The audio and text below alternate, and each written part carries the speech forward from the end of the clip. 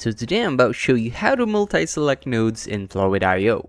First, open Flowith, navigate to your active canvas. To select multiple nodes at once, simply hold down the Shift key on your keyboard and click on each node you want to include.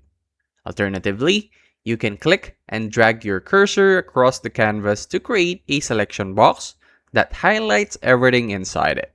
Once they are selected, you can move them as a group, delete them all at once, or even change their style simultaneously. Pro tip, use Command G or Ctrl G shortcut after selecting multiple nodes to group them together permanently for keeping your branches perfectly aligned. And that's it.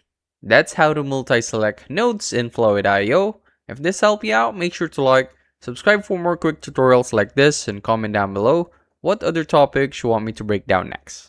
I'll see you on the next one.